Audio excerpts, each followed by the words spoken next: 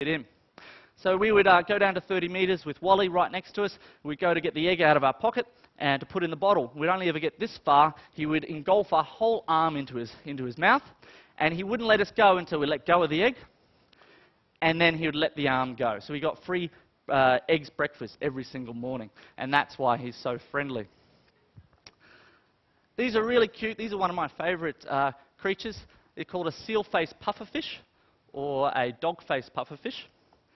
And they're part of the pufferfish family, so for those of you who may have eaten in Asia, fugu, quite poisonous and quite a bit of an aphrodisiac as well. But nothing eats them. They're totally, because they're poisonous, they're totally safe. And their only defense mechanism is they'll puff up like this. So when if you aggravate them, they'll puff up to make themselves look bigger than you, but of course it doesn't work for us. Has anybody seen this one before? No takers? Very correct. Lionfish or butterfly cod. Once again, with common names, there's quite a few. But once again, highly poisonous. It has 13 very poisonous spines along the top there. And so he just sits there and waits. And he'll wait for days at a time for one of these little fish to be silly enough to swim in front of his mouth. He'll gulp that fish in and then wait for another 3 days for another silly fish to come along. That's pretty much his life. Not a bad life.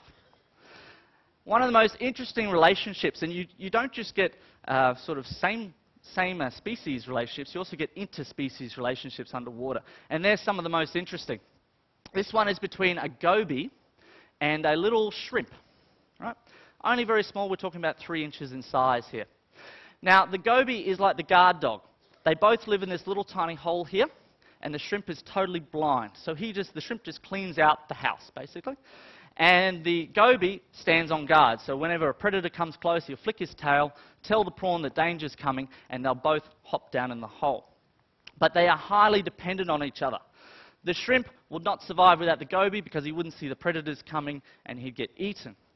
The goby is reliant. He will not find a mate unless this shrimp decorates his home very, very nicely.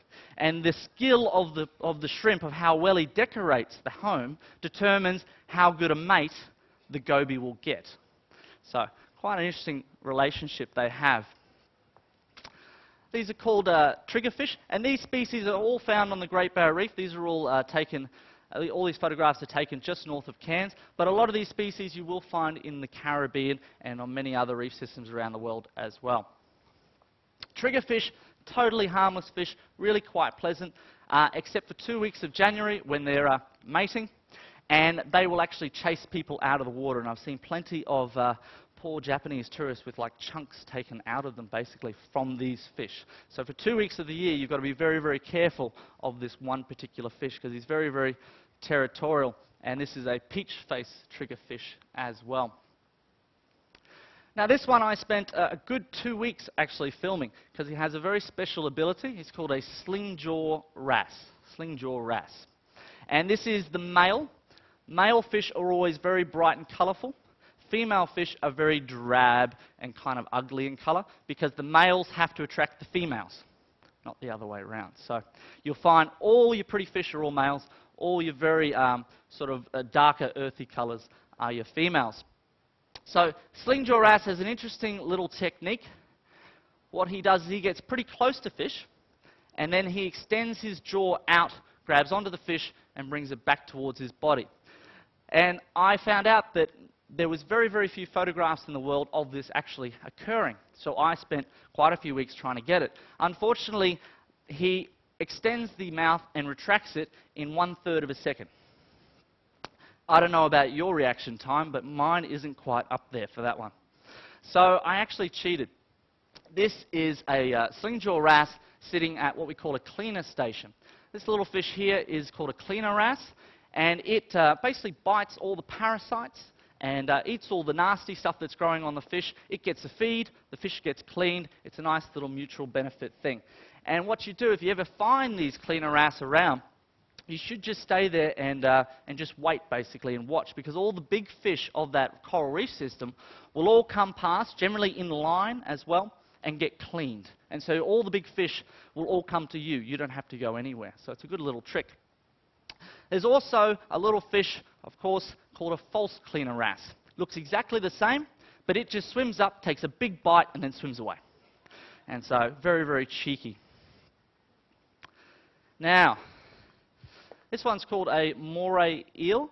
I'm sure a few of you may have seen them. Now, what's your take on moray eels? What's the general consensus of moray eels? Yuck, scary, dangerous, quite nasty, quite a nasty little creature. They've got a really bad reputation, which I think is very much undeserved. It's very much undeserved. Because I find them very cute and cuddly and pat them and stuff. This is actually a picture of my mother patting one of the cod at the cod hole. One of the moray eels at the cod hole. Now, they get a bad reputation from a few instances.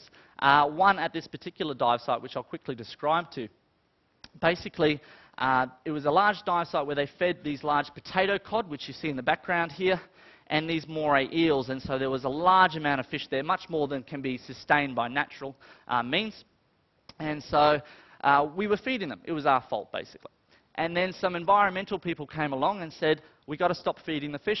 Let's stop feeding these animals.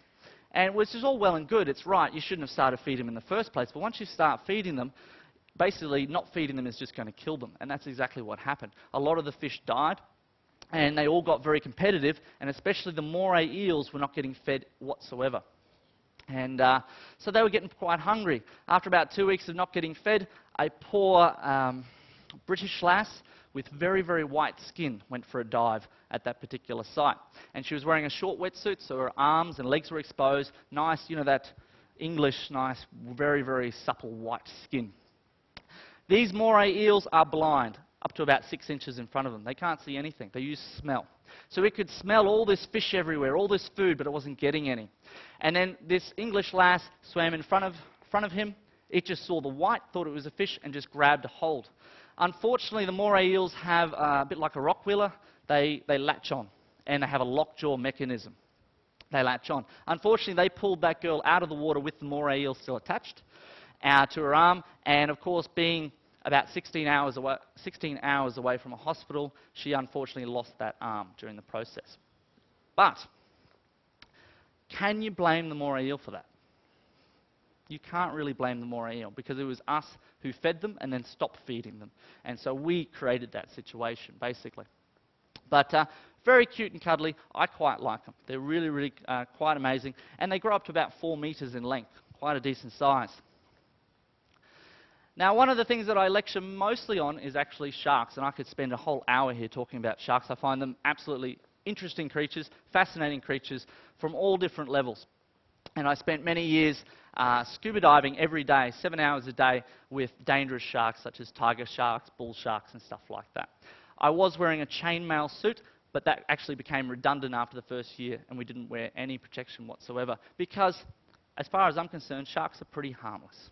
Now, who here is scared of sharks? There's quite a few.